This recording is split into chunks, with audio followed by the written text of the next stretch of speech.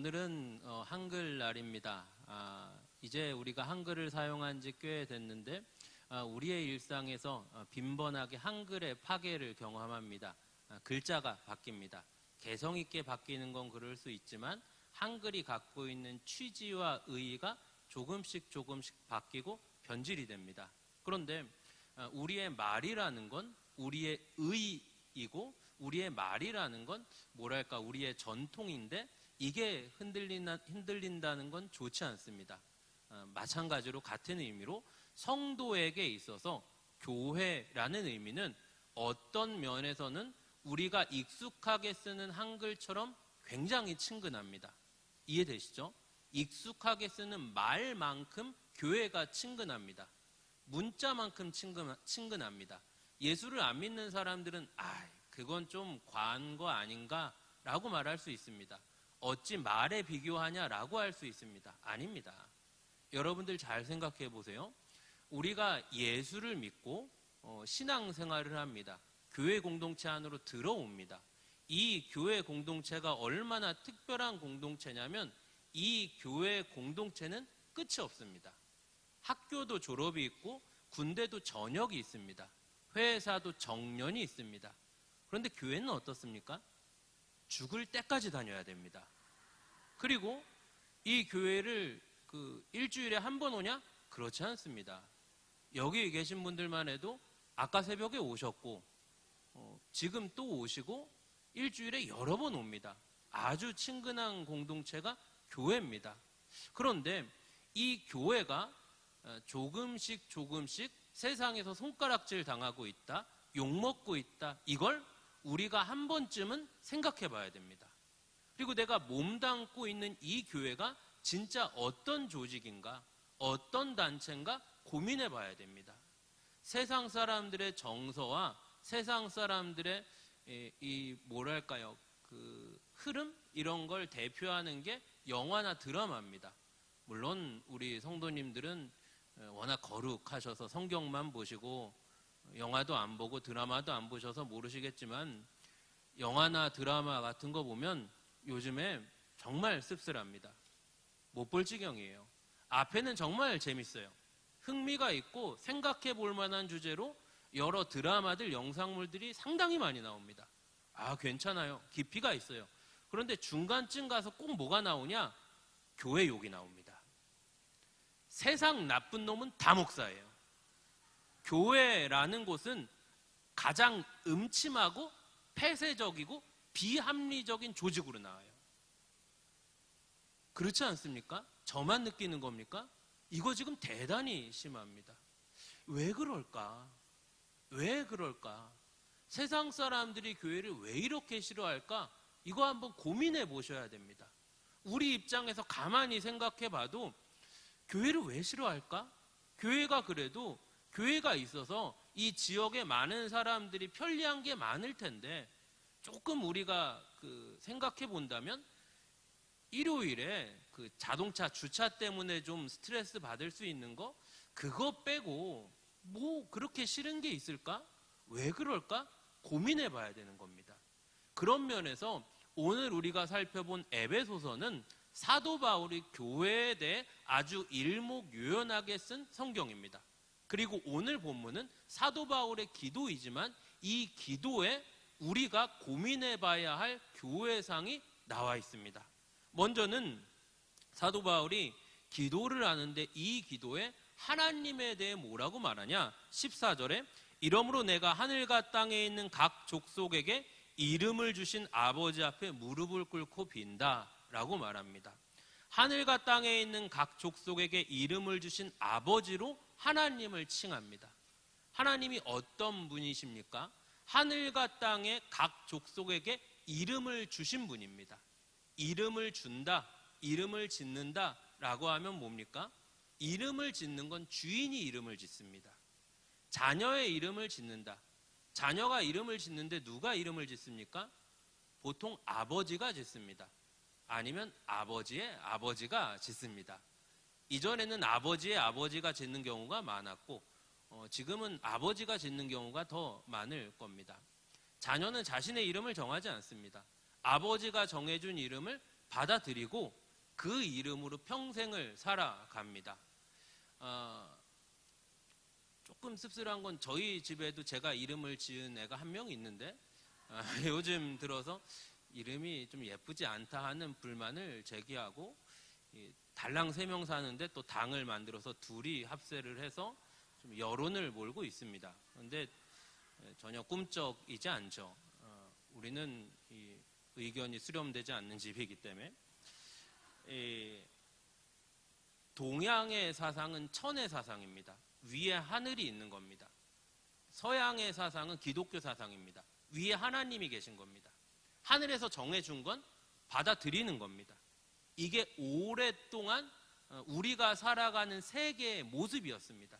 그런데 죄된 세상은 점점 어디로 가냐? 하늘이 정해준 걸 받아들이지 않습니다. 하늘이 정해준 걸 거부합니다. 그리고 성경의 표현대로 한다면 자기 소견에 옳은 대로 따라가려고 합니다. 이건 죄의 속성입니다. 우리가 교회를 말하는데 먼저는 우리가 섬기는 하나님이, 우리가 아버지라 부르는 하나님이 천지 만유의 창조주시요 주관자시다라는 걸 전제해야 됩니다. 그리고 그 하나님은 우리에게 어떻게 다가오시냐? 16절 17절에 그의 영광의 풍성함을 따라 그의 성령으로 말미암아 그리스도께서 너희 마음에 계신다 합니다. 16절 17절 내용을 살펴보면은 어떤 하나님이 등장하시냐? 성삼위 하나님이 등장하십니다. 성부와 성자와 성령이 등장하시고 그 하나님이 우리에게 오시는데 어떻게 오시냐? 영광의 풍성함으로 오십니다. 이게 바로 교회이고 이게 바로 성도입니다.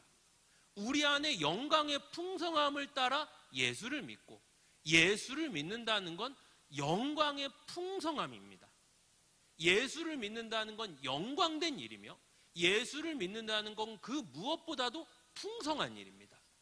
그런데 지금을 살아가는 성도의 모습 중에 안타까운 모습을 뽑자면, 많지만 뽑자면 첫째는 뭐냐? 감사를 잃어버렸습니다. 감사할 줄을 모릅니다. 이게 얼마나 영광된 일인지, 이게 얼마나 감사한 일인지 이걸 망각하고 있는 겁니다. 또 하나는 뭐냐? 예수를 믿는 게, 기독교 신앙을 받아들이는 게 대단히 풍성한 것인데 예수를 믿는 사람들을 세상의 눈으로 바라보면 어떤 모습으로 보이냐? 조금 표현이 셀 수 있지만 그대로 표현한다면 편협합니다. 풍성함은 온데간데 없고 예수 믿는 사람은 편협해 보입니다. 진짜 편협한 것도 있고 편협해 보이기도 합니다. 왜 편협하냐? 예수를 믿는 게 풍성함을 누리는 게 아니라 그저 예수 믿으니까 뭐뭐 하면 안 돼. 예수 믿으니까 나는 무엇을 안 해. 이거밖에 없다는 겁니다. 이게 뭡니까? 그 안에 하나님 나라의 풍성함과 천국의 풍성함과 복음의 풍성함은 찾아볼 수 없고 성도의 모습에 그저 편협함밖에 없는 겁니다. 이거 아닌 겁니다. 하나님 우리를 사랑하시는데 어떻게 사랑하시냐? 성삼위 하나님께서 우리에게 영광의 풍성으로 우리를 사랑하십니다.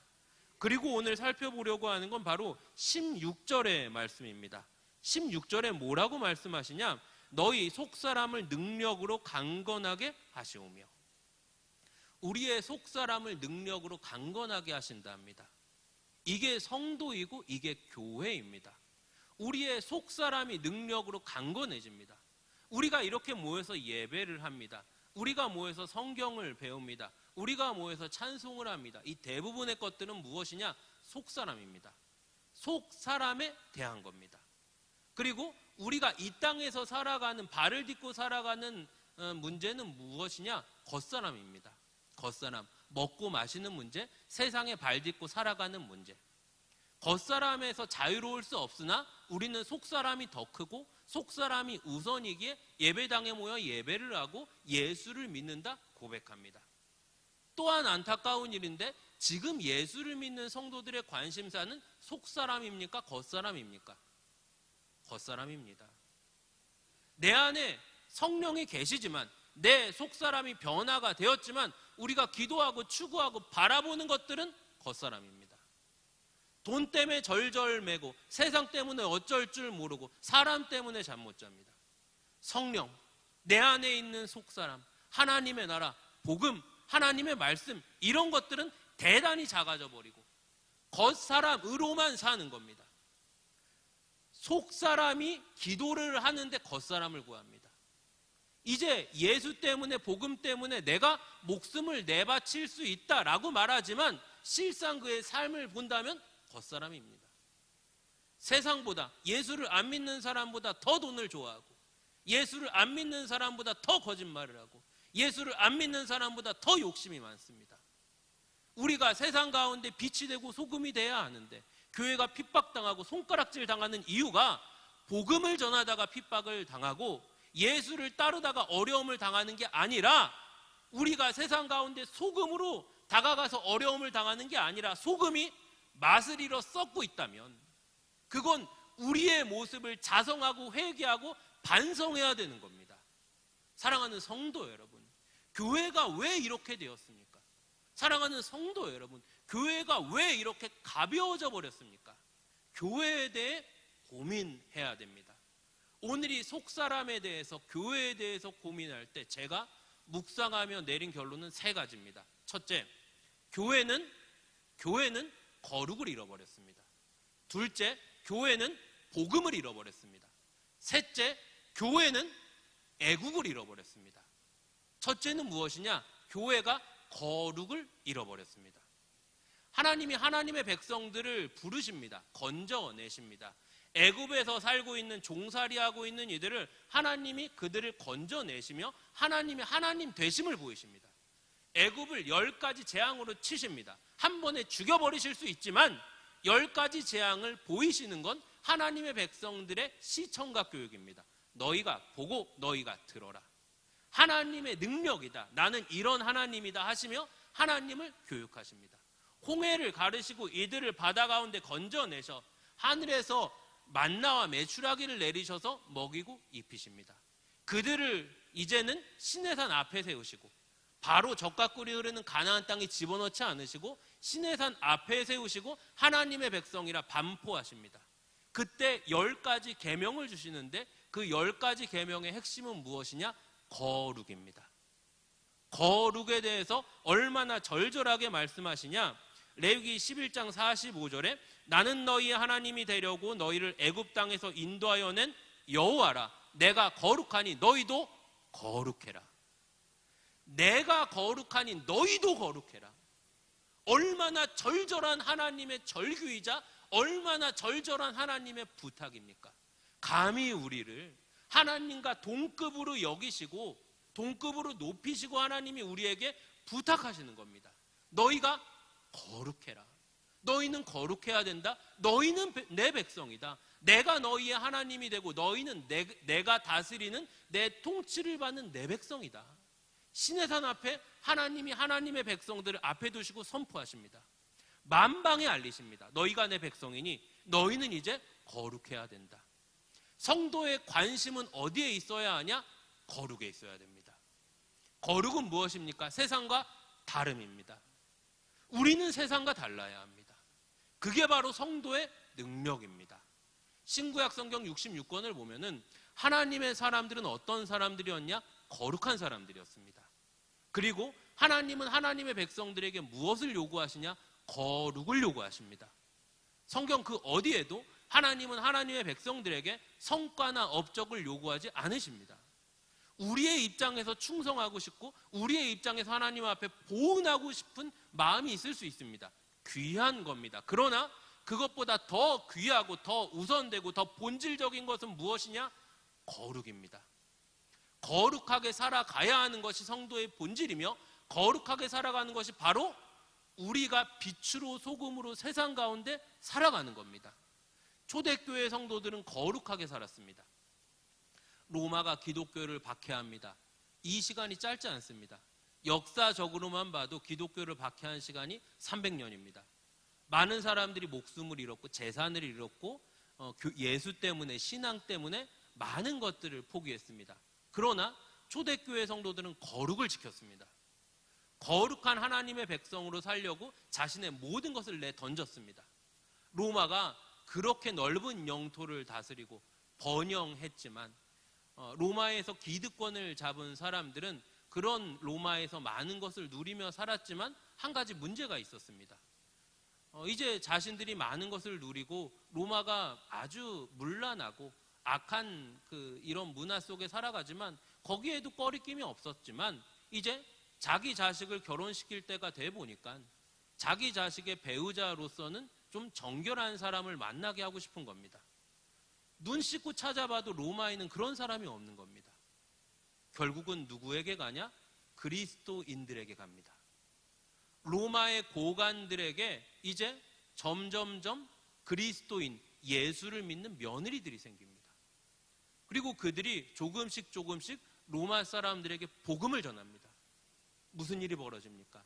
로마가 기독교를 국교로 채택하고 로마의 막대한 자금과 힘을 들여서 우리가 지금 보고 있는 신구약 성경을 정경으로 채택하고 경전화합니다. 교회의 제도와 조직을 만듭니다. 초대교회 성도들은 거룩하게 살아가려고 애썼고 거룩하게 살아가니 고난을 당했지만 세상에서도 그 거룩한 사람들을 바라보게 됐습니다. 지금 우리의 능력은 무엇입니까? 지금 우리의 다름은 무엇입니까? 내가 예수를 믿는다고 세상 가운데 나는 다르다고 말할 수 있는 게 몇 가지나 됩니까? 그저 그 옛날 하던 말들, 나는 술을 안 마신다, 담배를 안 핀다, 그런 고루한 이야기만 하시겠습니까? 물론 그것도 의미가 있을 수 있습니다. 그러나 언제까지 그런 이야기만 하시겠습니까? 우리의 다름은 무엇입니까? 그 거룩이 어떻게 드러나십니까? 우리는 우리의 속사람을 거룩으로 채워야 합니다. 사랑하는 성도 여러분, 성도에게 있어서 가장 큰 자랑은 거룩이 돼야 합니다. 성도에게 있어서 가장 큰 명예는 거룩이 돼야 합니다. 예수를 믿는 사람이 예배당 안에 들어오면 무엇이 자랑입니까?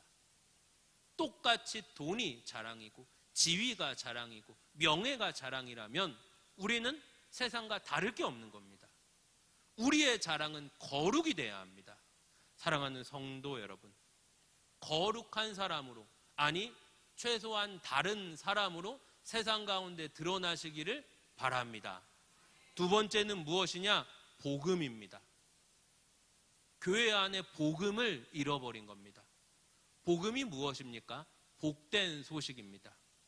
우리에게 있어서 복음이 복음될 수 있는 이유는 내가 지옥 가게 생겼다, 내 죄 때문에 내 죄를 어떻게 할 도리가 없다, 그런데 예수 십자가로 내 죄가 해결됐다, 그러니 내가 죽지 않고 새 생명을 얻는다. 그렇기 때문에 복음이 됩니다. 내가 죄인이라고 인정할 수 있고 예수의 십자가 아니면 내 죄를 씻을, 내 죄를 용서받을 방법이 없다, 이 고백이 있어야 복음이 되는 겁니다. 그런데 언제부턴가 교회 안에서 죄에 대해서 언급하지 않습니다. 교회에서 예배를 하는데 그저 예배당 안에 들어와서 도덕적이고 윤리적이고 세련되고 아주 최신의 정보를 듣고 예배를 합니다. 좋은 말을 듣습니다. 애들에게 좀 이로운 교육을 시킵니다. 나랑 취미나 정서가 비슷한 사람들과 그룹을 형성해서 같이 교제를 합니다. 복음에 대해서, 십자가에 대해서, 예수에 대해서, 자기 부인에 대해서 관심이 없어도 교회 생활하는데 전혀 불편하지가 않습니다. 이건 교회가 아닌 겁니다. 이건 친목단체지 교회가 아닌 겁니다. 기독교 신앙은, 예수를 믿는 것은, 교회는 죽고 사는 문제입니다. 그저 점잖은 이야기를 하는 것이 아니라 내가 죄인이다, 예수 아니면 소망이 없다, 예수가 내게 진정한 복음이 되셨다는 그 고백이 우리 가운데 일어나야 합니다. 성도의 일상 속에 복음이 채워져야 합니다. 그리고 그 복음이 채워진다면 우리의 목표는 무엇입니까? 이 복음을 살아내는 겁니다. 2000년 전 이 땅에 오신 예수는 우리에게 복음이 되셨습니다. 우리에게 복음이 되시기 위해 자신은 십자가를 지셨습니다. 자신은 손가락질을 당하셨습니다. 천상의 옥자를 버려두고 이 땅에 내려오십니다. 낮고 천한 자리로 내려오십니다. 어떻게 하든지 더 낮아지려고 하십니다. 어떻게 하든지 더 겸손하려고 하십니다.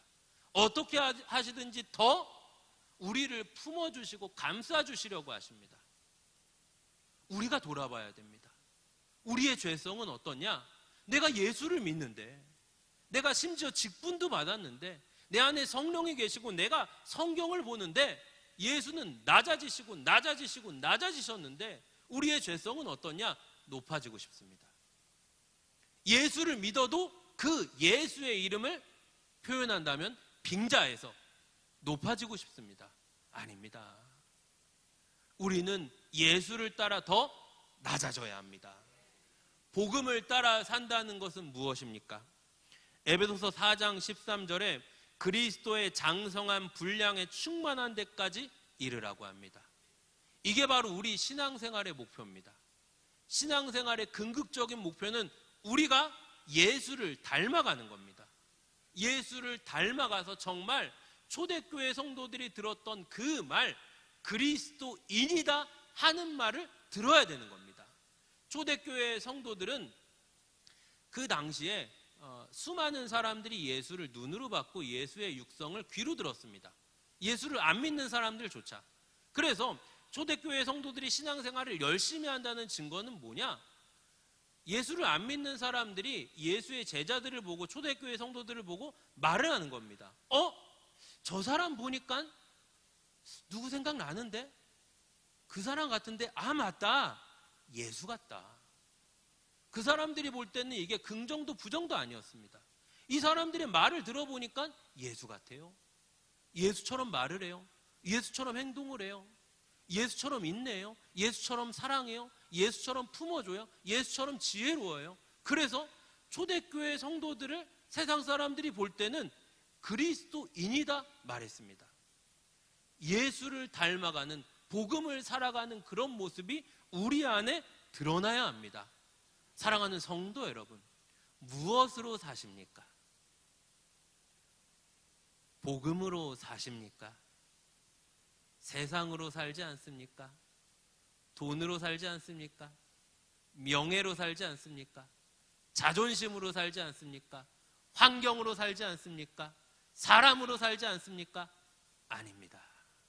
성도는 내 안에 복음으로 살아내야 되는 겁니다.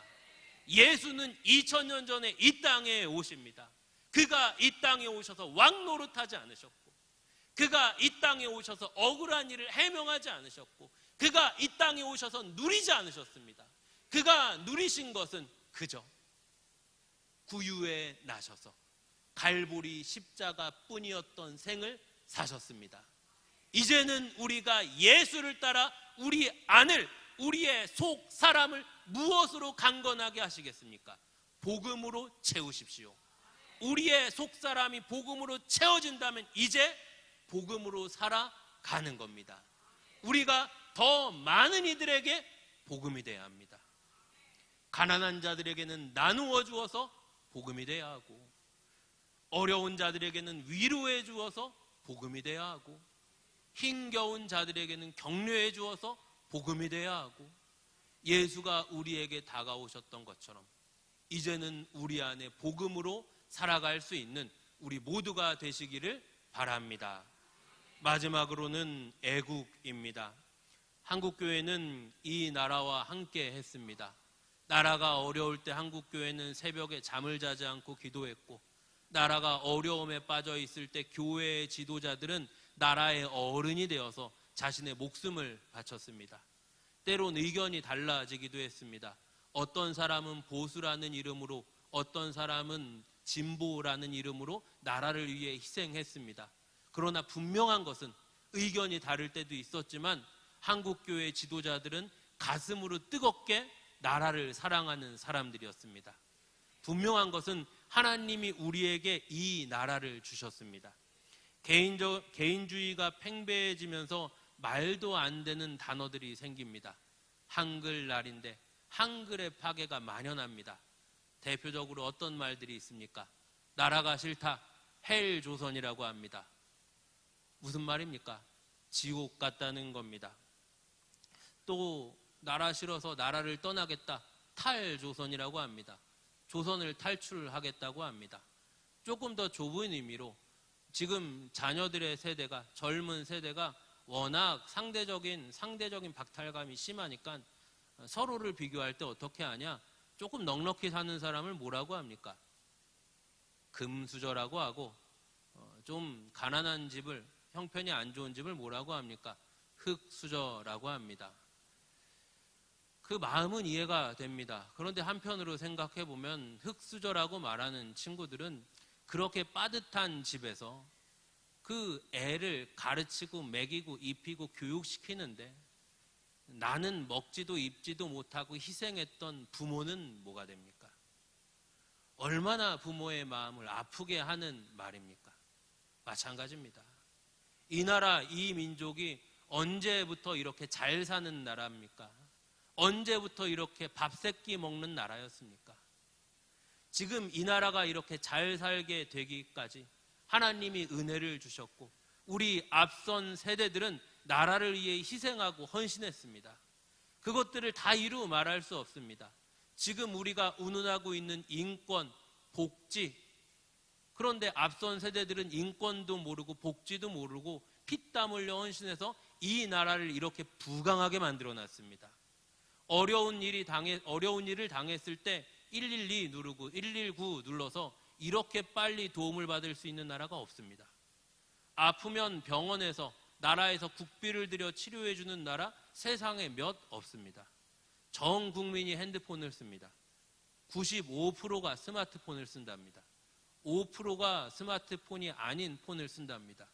미국보다 더 많은 수치입니다. 미국 애들도 핸드폰 이만큼 못 씁니다. 얼마나 좋은 나라가 됐습니까? 이런 나라가 되기까지 희생이 있었습니다. 수고가 있었습니다. 그런데 나라를 욕한다고요? 그런데 헬조선, 탈조선이라고요? 아닙니다. 성도는 나라를 위해 기도해야 하고 애국의 마음으로 나라를 품어야 합니다. 조금 더 넓게 보겠습니다. 무엇입니까? 하나님의 나라입니다.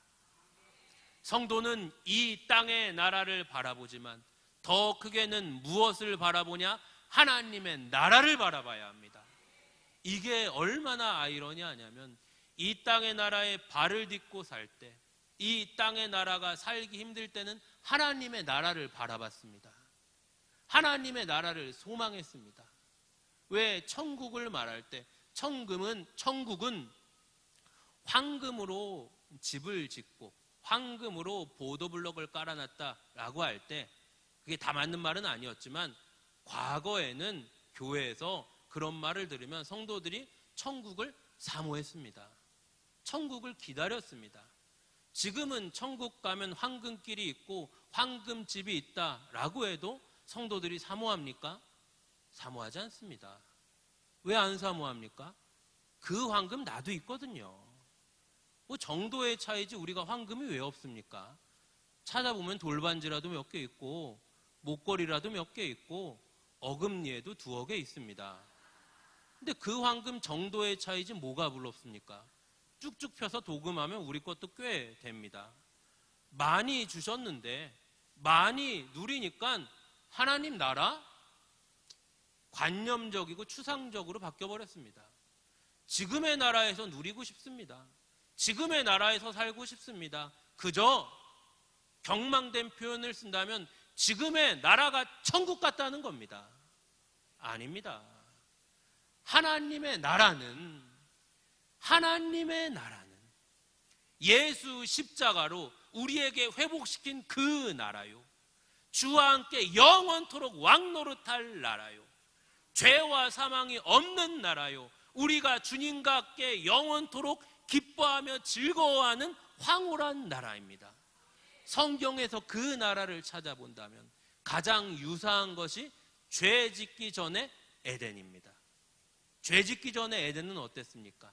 하나님이 만드신 인간이 동산을 거니시는 여호와를 눈으로 봅니다. 그곳에는 죽음이 없었고 병이 없었고 사망이 없었습니다. 주님과 함께 영원을 살았습니다. 그 나라보다 좋은 나라가 어디 있습니까? 어마어마한 하나님의 나라를 가슴에 품고 살아가는 성도, 그렇게 살아가도 모자른데 그저 이 땅의 나라에 전전긍긍하고 살아가고 있는 이 모습이 얼마나 초라합니까? 사랑하는 성도 여러분, 이래서 교회가 힘을 잃은 겁니다.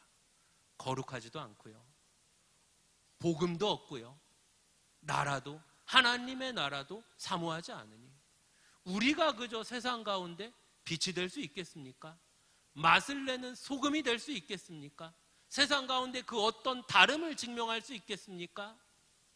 지금까지 말해왔던, 자랑해왔던 다름, 이제 세상도 다 하고 있지 않습니까? 우리의 다름은 무엇입니까? 우리의 다름은 예수를 따라가고 복음을 살아내고 하나님의 자녀다운 모습으로 달라야 합니다. 사랑하는 성도 여러분, 교회, 예수께서 살찢고 피 흘려 죽으셔서 핏값으로 주님의 몸된 교회를 사십니다. 우리 예수께서는 교회를 사랑하셔서 친히 교회의 머리가 되시고 우리를 지체로 부르셔서 자신과 우리를 묶으십니다. 무엇입니까? 우리와 자신을 묶으셔서 운명 공동체가 되게 하십니다. 가정 같고 부부 같고 이제 한 몸이 되어서 마치 가정을 말씀하실 때, 부부를 말씀하실 때, 교회를 말씀하실 때 같은 이치입니다. 한 몸이 됐다는 겁니다. 너와 내가 운명을 같이 하겠다. 너의 실패는 나의 실패이고 나의 성공은 너의 성공이 될 것이다. 예수가 실패하시겠습니까? 예수가 패배하시겠습니까? 그럴 수 없습니다. 예수는 십자가 사랑으로 우리를 묶으시고 그가 죽으심으로 우리의 죄가 죽고 그가 부활하심으로 우리에게 영광의 부활을 소망으로 주십니다. 이제는 주와 함께 왕노릇할 하나님의 나라를 고대하시며 이 땅에서 영광된 교회, 이 땅에서 주님이 머리 되시는 교회, 이 땅에서 거룩하고 복음을 살아내고 하나님의 나라를 사모하는 교회, 그런 성도가 되시기를 바랍니다.